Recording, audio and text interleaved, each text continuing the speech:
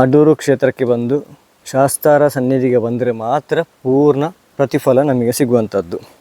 ಮಂತ್ರಿಗಳ ನಮಸ್ಕಾರ, ನೀವು ನೋಡ್ತಿದ್ದೀರಾ ಮಾಲಿಕಿ ಮಿತ್ರ ಬ್ಲಾಗ್ಸ್. ಇವತ್ತು ನಾನು ನಮ್ಮ ಸಿಂಹಾಧಿಪತಿಯಾಗಿರುವಂತಹ ಅಡೂರು ಮಹತ್ವಬಾರ ಮಹಾಲಿಂಗೇಶ್ವರ ದೇವಸ್ಥಾನದಲ್ಲಿದ್ದೇನೆ ಸ್ನೇಹಿತರೆ. ನಮ್ಮ ಸಿಂಹಾಧಿಪತಿಯ ಸಾನ್ನಿಧ್ಯದಲ್ಲಿ ಕಾರಿಗೆ ಒಂದು ಸಣ್ಣದಾಗಿ ಪೂಜೆ ಮಾಡುವಂತೇಳಿ ಅಡೂರು ಕ್ಷೇತ್ರಕ್ಕೆ ಬಂದಿದೆ ಸ್ನೇಹಿತರೆ. ಹಾಗೆಯೇ ಕ್ಷೇತ್ರದ ಒಂದು ವೈಭವ ಕೂಡ ನಾವು ನೋಡಿಕೊಂಡು ಬರುವ. ಲೈಫ್ ಲಾಂಗ್ ನಮ್ಮ ಜೊತೆಗಿರುವಂತಹ ನಮ್ಮ ಕಾರು. ಸೀದಾ ನಾನು ದೇವಸ್ಥಾನದ ಒಳಗೆ ಹೋಗುವಾಗ ಜೋರಾಗಿ ಮಳೆ ಕೂಡ ಬಂತು. ಇದು ಕೇರಳ ರಾಜ್ಯದಲ್ಲಿ ಬರುವಂಥ ದೇವಸ್ಥಾನ. ನಮ್ಮ ಈಶ್ವರಮಂಗಲಕ್ಕೆ ಬಹಳ ಹತ್ತಿರ. ಈಶ್ವರಮಂಗಲದಿಂದ ಒಂದು 1/4 ಗಂಟೆ ದೂರ ಅಂತ ಹೇಳ್ಬೋದು.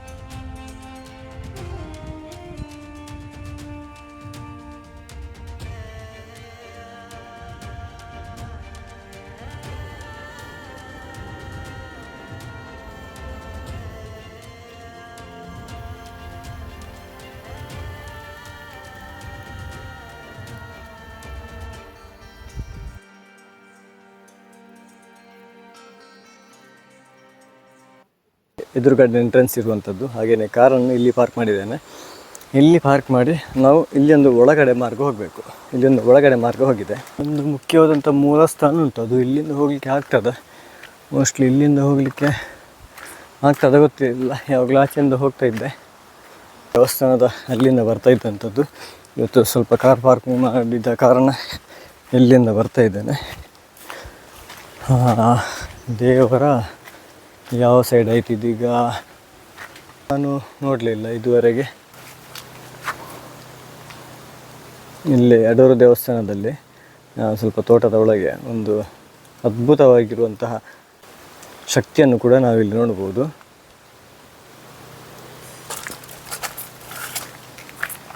ನಾನು ಬರ್ತಾ ಇರ್ತೇನೆ ಅಡೂರು ದೇವಸ್ಥಾನಕ್ಕೆ, ಆದರೆ ಇಲ್ಲಿಗೆ ಬರಲಿಲ್ಲ. ಅಲ್ಲಿ ಒಂದು ಹೂ ಕೂಡ ಉಂಟು. ಅಲ್ಲಿ ಒಂದು ಹೂ ಕೂಡ ಉಂಟು, ಪಿಂಕ್ ಕಲರ್ ಎಲ್ಲ ಚೆಂದುಂಟಲ್ಲ. ಅದರಲ್ಲಿ ಒಂದು ದನ ಅಲ್ವ ಅದು, ಬಸವನ ನಂದಿಯ, ಅದು ಯಾಕೆ ಆ ಮೂರ್ತಿ. ಇಲ್ಲೊಂದು ದೊಡ್ಡ ಮರ ಕೂಡ ಉಂಟು, ಇದು ಅಶ್ವತ್ಥ ಮರನ. ಇದು ಸಂಪೂರ್ಣ ರಕ್ತೇಶ್ವರಿಯ ಸಾನ್ನಿಧ್ಯ. ರಕ್ತೇಶ್ವರಿ ಇಲ್ಲಿ ಕೌಡಿಂಕನ ಕಾಡು ಉಂಟು. ಕಾಡಿನ ಒಳಗೆ ಹೋಗಬಾರ್ದು, ತಪ್ಪಿ ಹೋದರೆ ಅಂತೆಲ್ಲ ಆಗ್ತದೆ ಅಂತ ಈ ಹಿಂದೆ ತಿಳಿಸಿದ್ದೇನೆ. ಇಲ್ಲಿ ಒಂದು ವಿಶೇಷತೆ ಉಂಟು. ಈ ಅಡೂರು ದೇವಸ್ಥಾನಕ್ಕೆ ಬಂದವರು ಇಲ್ಲಿಗೆ ಬರಲೇಬೇಕು ಅಂತ ಹೇಳಿದೆ ಅಲ್ವಾ, ಅದು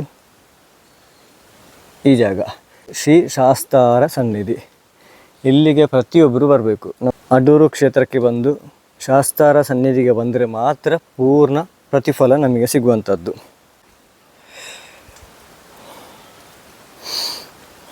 ಇದು ಶಾಸ್ತಾರ ದೇವರ ಸಾನ್ನಿಧ್ಯ. ಅಂದರೆ ಒಳಗಡೆ ಮೂರ್ತಿ ಇಲ್ಲ. ಅಂದರೆ ಇಲ್ಲಿಯ ವಿಶೇಷತೆ ಎಂತಂತ ಹೇಳಿದರೆ, ಒಳಗಡೆ ಒಂದು ಗುಹೆ ಉಂಟು. ಆ ಗುಹೆ ಎಲ್ಲಿಗೆ ಹೋಗಿದೆ, ಎಲ್ಲಿಗೆ ಹೋಗಿ ಕನೆಕ್ಟ್ ಆಗಿದೆ, ಅದರ ಬಗ್ಗೆ ಯಾರಿಗೂ ಕೂಡ ಸ್ವಲ್ಪ ಕೂಡ ಮಾಹಿತಿ ಇಲ್ಲ. ಅದು ಆಚೆಯಿಂದ ಬರುವಂಥದ್ದು ದೇವಸ್ಥಾನದಿಂದ ಡೈರೆಕ್ಟಾಗಿ ಬರುವಂಥ ದಾರಿ.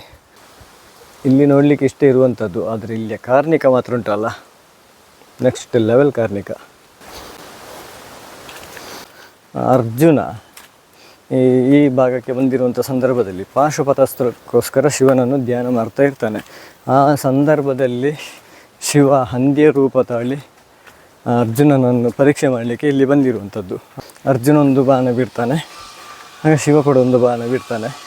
ಆಗ ಶಿವ ಬೇಡರ ವೇಷದಲ್ಲಿ ಇರ್ತಾನೆ. ಆಗ ಇಬ್ಬರಿಗೂ ಕೂಡ ಒಂದು ಸಣ್ಣ ಕಲಹ, ಫೈಟ್ ಆಗ್ತದೆ. ಅರ್ಜುನ ಮರುಳಲ್ಲಿ ಒಂದು ಶಿವಲಿಂಗ ನಿರ್ಮಿಸ್ತಾನೆ.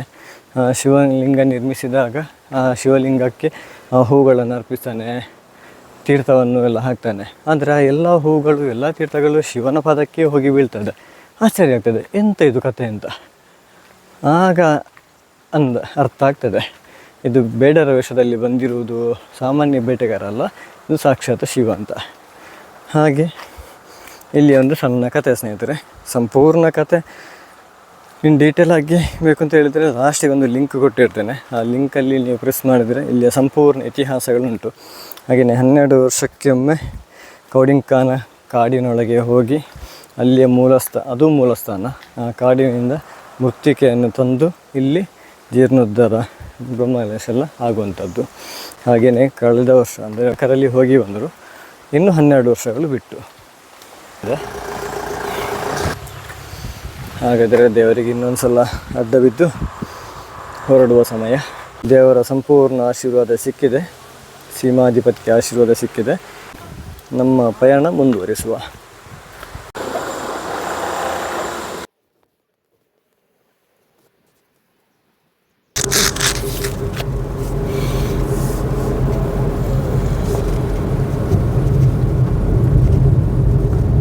ಆಗಿರುವಂಥ ಕಾರು ಗ್ರೌಂಡು ಕ್ಲಿಯರೆನ್ಸ್ ಉಂಟು, 6.5 ಲಕ್ಷಕ್ಕೆ ಸಿಗ್ತದೆ.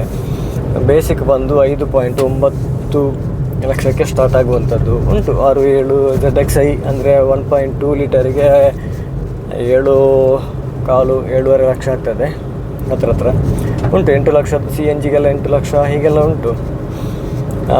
LXi ಮತ್ತು VXiಯಲ್ಲಿ 1 ಲೀಟರ್ ಇಂಜಿನ್ ಬರುವಂಥದ್ದು, ಅಂದರೆ 998 cc. ಒಳಗಡೆ ಬೇಕಾದಷ್ಟು ಜಾಗ ಕೂಡ ಉಂಟು, ಬ್ಯಾಕ್ ಡಿಕ್ಕಿಯಲ್ಲಿ ಕೂಡ ಬೇಕಾದಷ್ಟು ಜಾಗ ಉಂಟು. ಆರಾಮ್ಸಲ್ಲಿ ಫ್ಯಾಮಿಲಿಗೆ ಹೋಗಲಿಕ್ಕೆ ಆಗ್ತದೆ. ಇನ್ನೊಂದು ವೈಬ್ರೇಷನ್ ಇಲ್ಲ, ಕಂಫರ್ಟೇಬಲ್ ಆಗಿ ನೋಡಿ. ಈಗ ಡ್ರೈವಿಂಗ್ ಮಾಡ್ತಾ ಇದ್ದೇನೆ, ಯಾವುದೇ ರೀತಿಯಲ್ಲಿ ಗಡ ಆಗಲಿ ವೈಬ್ರೇಷನ್ ಆಗಲಿ ಯಾವುದಿಲ್ಲ.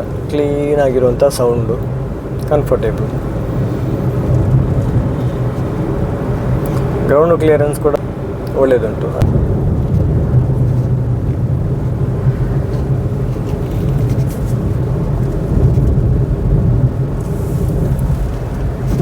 ಈಶ್ವರಮಂಗಲಕ್ಕೆ ತಲುಪ್ತಾ ಬಂದೆವು. ಇದು ಯಾರು ಅಂತ ಗೊತ್ತುಂಟ ಸ್ನೇಹಿತರೆ? ಡೆಪ್ಟೋ ಯಾರು ಅಂತ ಗೊತ್ತಿದ್ದರೆ ಕಮೆಂಟ್ ಮಾಡಿ. ನಮ್ಮ ಈಶ್ವರಮಂಗಲದವರೇ, ಯೂಟ್ಯೂಬರ್, ಸುಮಾರು ದೇಶಗಳಿಗೆ 4 ವೀಲರಲ್ಲಿ ಹೋಗಿದ್ದಾರೆ.